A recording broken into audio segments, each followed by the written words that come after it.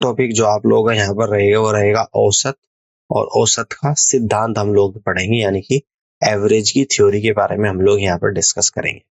ठीक है ना, जिसमें हम लोग यहाँ पर पढ़ेंगे औसत। सबसे पहले क्या होता है, कुछ बुनियादी सूत्र पढ़ेंगे, उसके बाद कुछ उपयोगी सूत्र पढ़ेंगे और सारांश। कुछ बुनियादी सूत्र, सम बेसिक फॉर्मूले और सम यूजफुल फॉर्मूले। ठीक है ना, ये हम लोग यहाँ पर करने वाले।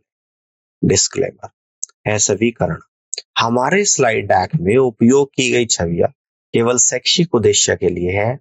हम इन छवियों के मूल रचनाकारों और मालिकों के बौद्धिक क्षमता अधिकारों का सम्मान करते हैं। यदि आप इस डेक में उपयोग की गई किसी भी छवि के मालिक है और कोई चिंता या समस्या है तो कृपया sathi@itk.ac.in पर हमसे संपर्क करें और हम छवि हटा देंगे। ठीक है ना, चलिए आज के सेशन में हम लोग सबसे पहले एवरेज पढ़ते हैं। एवरेज को औसत बोलते हैं हिंदी में। औसत को विभिन्न डेटा पदों के योग को कुल पदों की संख्या से विभाजित करके परिभाषित किया जाता है। जैसे कि औसत बराबर होता है दिए गए पदों का योग जिसको कैपिटल एस से डिनोट किया गया है, और डिवाइडेड बाई कुल पदों की संख्या जिसको कैपिटल एन से डिनोट किया गया है। जैसे कि उदाहरण यहाँ पर हम लोग देख लेते हैं कि दिए गए पदों 2, 3, 4, 5, 6 का औसत आपको यहाँ पे ज्ञात करना है। तो सबसे पहले यहाँ पर देखेंगे कुल पदों की संख्या कितनी है। तो हमने काउंट करा कि कुल पदों की संख्या 5 है। तो औसत कैसे निकलेगा, औसत बराबर दिए गए पदों का योग डिवाइड बाई पदों की संख्या। तो दिए गए पदों का योग कैसे करोगे, यानी कि औसत बराबर 2 + 3 + 4 + 5 + 6 सभी का योग कर लिया। पदों की संख्या पता है कि 5 है, 5 से डिवाइड कर दिया। तो ऊपर जब योग करा 2 3 5 4 9, 5 14 6 20 है, तो 20/5 कितना होता है, 4 होता है। तो यानी कि यहाँ पर औसत 4 निकल कर आएगा। कर लोगे इस तरीके से। अब आगे बढ़ते हैं, उदाहरण नंबर 2 को यहाँ पर समझते हैं। निम्नलिखित संख्याओं का औसत ज्ञात कीजिएगा। संख्या आपको यहाँ पे दे रखी 1 3 5 7 9 11 13 15 17 और 19। ठीक है ना, हल देख लेते हैं। कुल संख्या ही काउंट करते हैं जिसको कैपिटल एन से डिनोट करते हैं, तो कितनी है।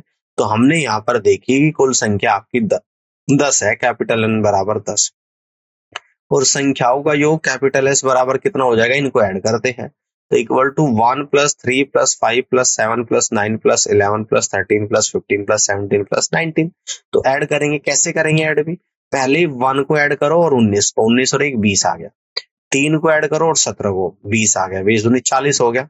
5 को करो 15 को, 60 हो गया। 7 को करो 13 को, 80 हो गया। 9 को करो 11 को, 100 हो गया। तो टोटल सम 100 आ गया। तो औसत हो जाएगा capital S upon N. Capital S संख्याओं का योग और एन हो जाएगा कुल संख्याएं। तो 100/10 यानी कि आपका यहाँ पर निकल कर आएगा 10।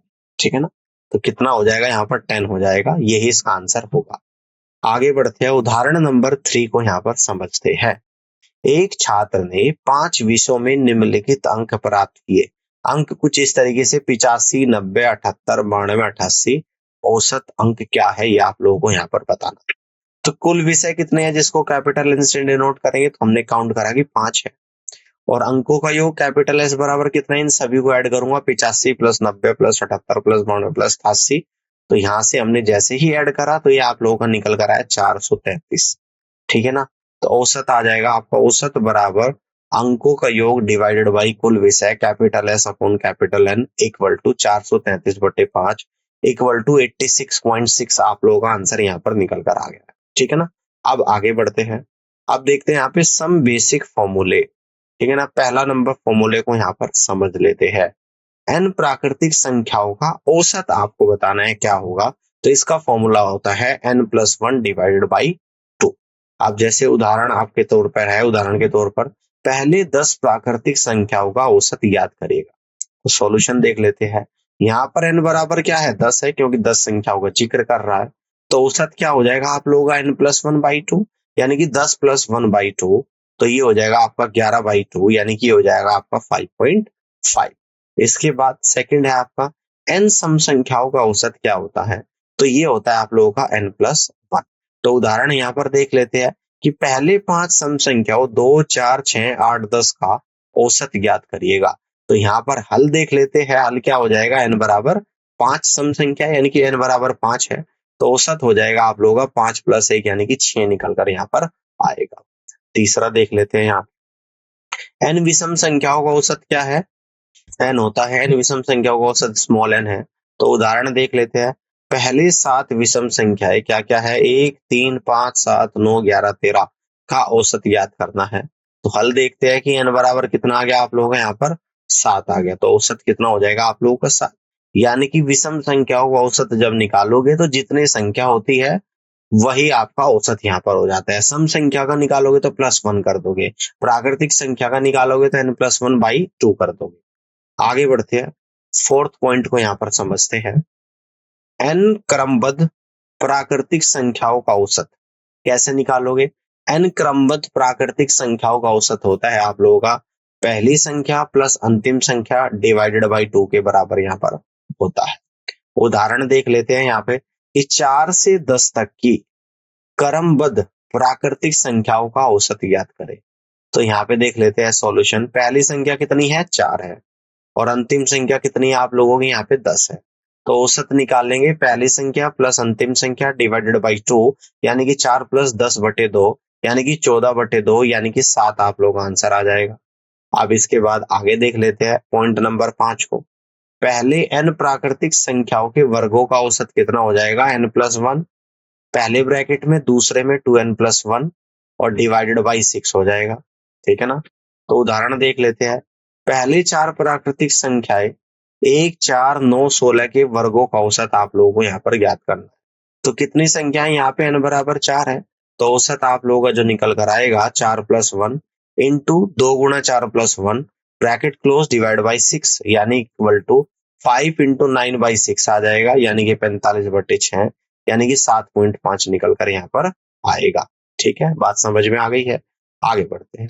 अब यहाँ पे हम लोग देखते हैं सम इम्पोर्टेंट पॉइंट्स। ठीक है ना? तो पहले पॉइंट को यहाँ पर समझते हैं। कह रहा है कि यदि प्राकृतिक संख्या का मान एक ही मान स्मॉल a से बढ़ाया जाता है तो सभी संख्याओं का औसत भी स्मॉल a से बढ़ जाएगा। जैसे कि उदाहरण दे रखा है, संख्याएं 2, 4 और 6 पर विचार आप लोगों को करना है। तो इसका मूल औसत कैसे निकालेंगे? सबसे पहले तो इनका योग निकालेंगे। कैसे? जैसे योग कर लिया हमने 2, 4 और 6 का, यानी कि 2 + 4 + 6, तो ये आ जाएगा योग 12। और संख्याओं की कुल संख्या कितनी आ गई? 2, 4, 6, यानी कि 3 आ गई। तो औसत बराबर हो जाएगा 12/3, यानी कि 4 निकल कर आ जाएगा आपका यहाँ पर औसत। ठीक है ना?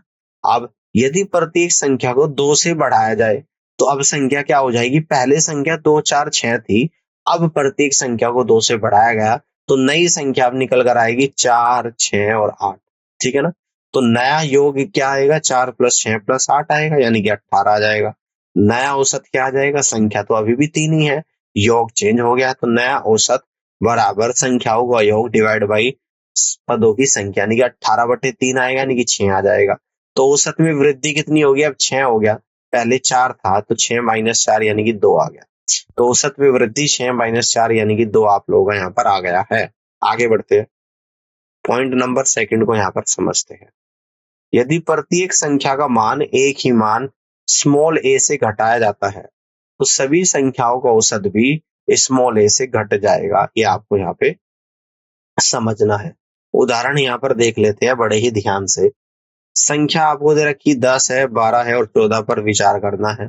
तो मूल औसत क्या हो जाएगा? इनका योग करेंगे तो योग बराबर 10 + 12 + 14, यानी 36 आ जाएगा। ठीक है ना? तो संख्याओं की कुल संख्या कितनी आएगी? 3 आएगी। तो औसत क्या हो जाएगा? 36 को 3 से डिवाइड करूंगा तो औसत आप लोगों का यहाँ पर 12 निकल कर आएगा। अब कह रहा है कि यदि प्रत्येक संख्या को 2 से घटाया जाए तो नई संख्या कितनी आ जाएगी भाई? इन सभी संख्याओं को अगर 2 से घटाऊंगा तो नई संख्या 8, 10 और 12 निकल कर आएगी।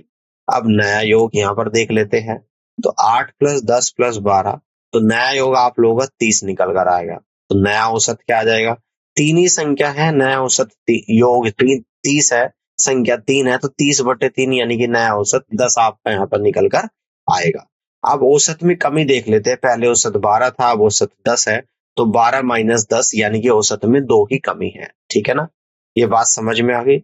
अब देखो अगर a से घटाया जा रहा तो औसत में भी a की ही कमी होगी।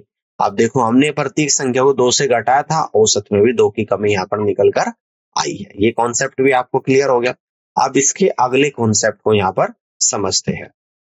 कॉन्सेप्ट नंबर 3 को यहाँ पर बड़े ही ध्यान से समझते हैं। देखिएगा, यदि प्रत्येक संख्या के मान को एक ही मान स्मॉल ए से गुणा किया जाता है तो सभी संख्याओं का औसत भी स्मॉल ए से गुणा हो जाएगा। समझ में आ गई? प्रत्येक संख्या को अगर ए से गुणा किया जा रहा है तो औसत में भी उसी नंबर यानी कि ए से ही गुणा हो जाएगी, ये बोल रहा है। अब यहाँ पर उदाहरण को देख लेते हैं। संख्याएं आपको यहाँ पर दे दी 1, 2 और 3 पर विचार करिएगा। अब यहाँ पर मूल औसत देख लेते हैं। सबसे पहले मूल औसत के लिए इन संख्याओं का योग करेंगे तो योग आएगा, योग इक्वल टू 1 + 2 + 3 यानी कि 6 आ जाएगा। अब संख्याओं की कुल संख्या कितनी आ गई? 1, 2 और 3 यानी कि 3 आ गए। तो औसत बराबर क्या होगा? योग बटे कुल संख्या यानी कि 6/3 बराबर 2 आपका यहाँ पर आ गया। ठीक है। यदि प्रत्येक संख्या को 3 से गुणा किया जाए, ठीक है ना, तो प्रत्येक संख्या 1, 2, 3 थी, अगर मैं 3 से यहाँ पे गुणा कर दूंगा तो नई संख्या है आपकी 3, 6 और 9 निकल कर आ जाएगी। तो नया योग क्या हो जाएगा? 3 + 6 + 9 यानी कि 18 हो जाएगा नया योग। तो नया नया औसत क्या निकल कर आएगा? योग 18 है, संख्या 3 है, तो नया औसत बराबर 18/3 यानी कि 6 निकल कर आ जाएगा। कितना आएगा? 6। तो औसत का गुणन कितना निकल कर आ जाएगा भाई? देखो, औसत पहले 2 था, अब यहाँ पर कितना हो गया? 6 हो गया। कब हुआ? जब 3 से गुणा करी। तो पुराने औसत में डायरेक्ट ही आप 3 से गुणा कर लो, तो 2 × 3 यानी कि 6 हो जाएगा, और आपने देखा है कि 6 ही औसत यहाँ पर निकल कर आया है। ये बात आपको समझ में आ गई? यानी कि प्रत्येक संख्या में जिस नंबर से आप गुणा करते हैं तो आपके औसत में ही उसी नंबर से गुणा हो जाती है। एग्जाम्पल मैंने आपको बता दिया, इस तरीके से आपको क्वेश्चन को करना है। अगर डायरेक्ट आपसे पूछा जाए तो डायरेक्ट आपका आंसर आना चाहिए। ठीक है, आगे बढ़ते। अब यहाँ पर समझते हैं हम लोग कॉन्सेप्ट नंबर 4 को। ठीक है, ध्यान से देखिएगा। यदि प्रत्येक संख्या के मान को एक ही मान स्मॉल ए से विभाजित किया जाता है तो सभी संख्याओं का औसत भी स्मॉल ए से विभाजित हो जाता है। कह रहा है कि अगर प्रत्येक संख्या के मान को स्मॉल ए से विभाजित किया जाता है तो सभी संख्याओं का औसत भी स्मॉल ए से विभाजित हो जाता है। ये बात समझनी है। उदाहरण के तौर पर यहाँ पर दे रखा कि संख्याएं दे रखी है आपको 8, 12 और 16 पर विचार करें। तो मूल औसत क्या है? इन सभी संख्याओं का योग करेंगे तो योग आएगा 8 + 12 + 16, तो ये आ जाएगा आप लोगों का यहाँ पर 36। तो संख्याओं की कुल संख्या कितनी आएगी? 8, 12, 16 यानी कि 3 आ जाएगी। ठीक है ना? तो औसत कितना आ जाएगा? योग बटे कुल संख्या यानी 36/3 बराबर 12 आप लोगों का यहाँ पर निकल कर आएगा। ठीक है ना? अब आगे देख लेते हैं।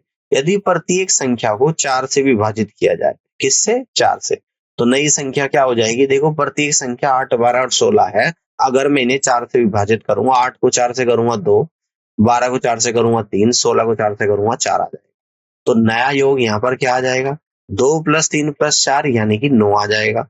तो नया औसत क्या निकल कर आएगा? अब इस 9 को 3 संख्या है, 3 से डिवाइड करेंगे, 9/3 यानी कि 3 आ जाएगा।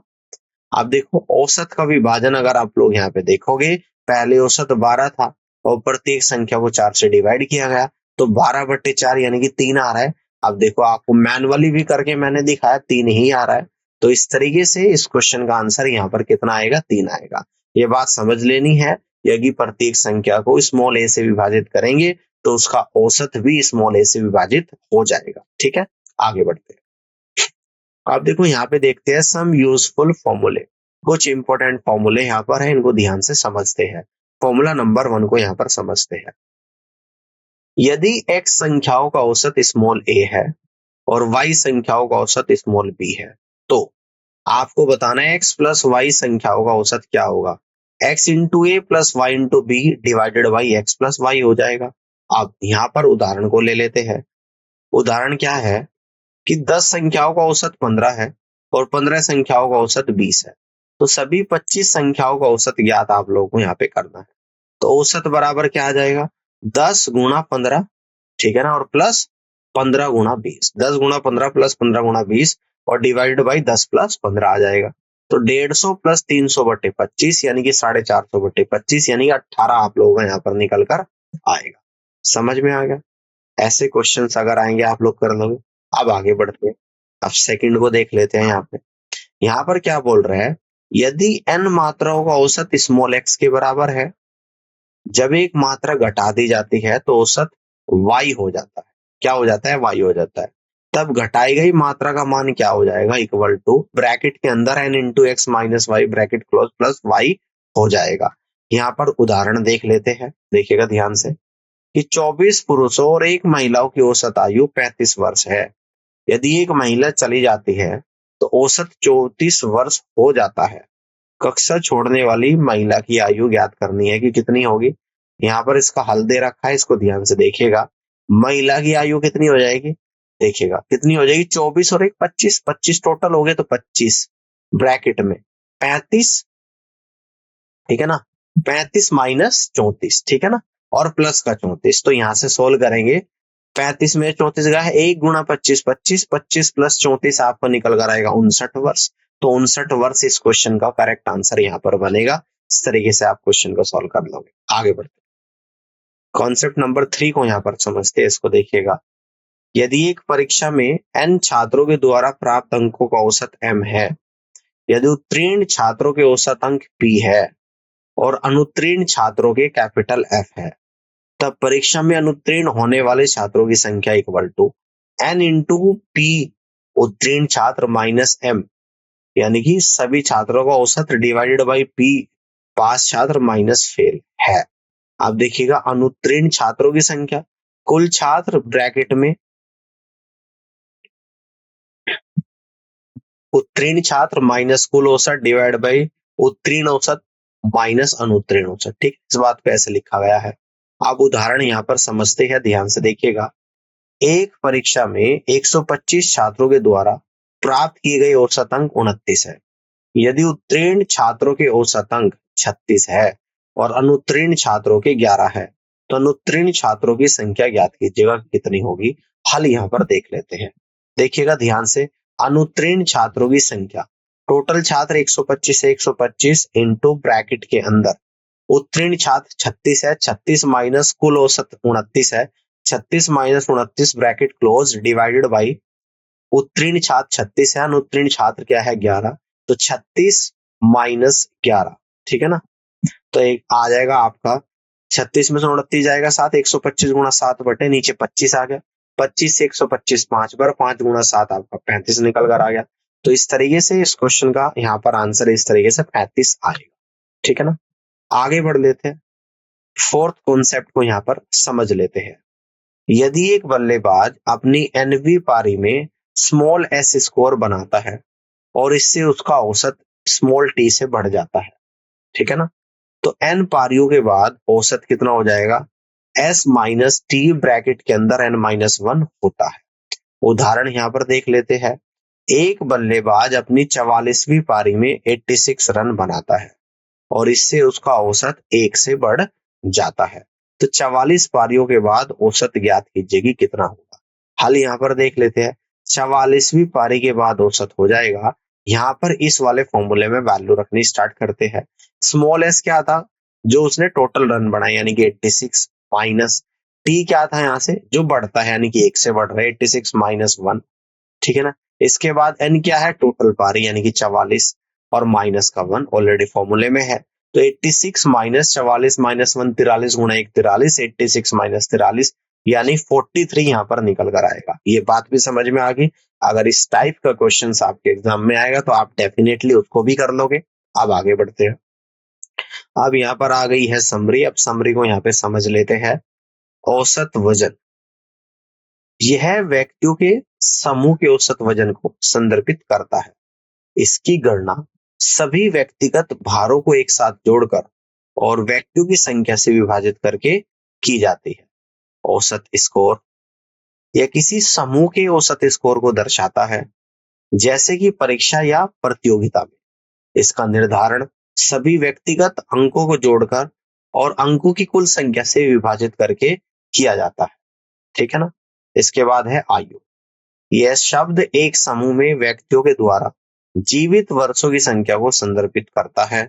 औसत आयु सभी आयु को एक साथ जोड़कर और व्यक्तियों की संख्या से विभाजित करके गणना की गई औसत आयु होती है, ठीक है ना। इसके बाद आता है औसत व्यय।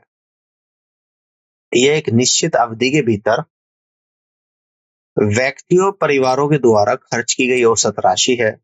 यह सभी खर्चों का योग करके और व्यक्तियों परिवारों की संख्या से विभाजित करके पाया जाता है। औसत आयु, यह उपरोक्त आयु के समान है। यह लोगों के एक समूह की औसत आयु को दर्शाता है, जिसकी गणना समूह में लोगों की संख्या से आयु के कुल योग को विभाजित करके की जाती है। इसके बाद आता है आप लोगों का औसत वेतन। यह किसी समूह या संगठन के भीतर व्यक्तियों के द्वारा अर्जित औसत वेतन को दर्शाता है। इसकी गणना सभी वेतनों को जोड़कर और व्यक्ति की कुल संख्या से विभाजित करके की जाती है। तो उम्मीद करता हूँ कि आज का ये सेशन आप लोगों को यहाँ पर समझ आया होगा और इस पूरी क्लास को देखने के लिए आप सभी का बहुत बहुत धन्यवाद।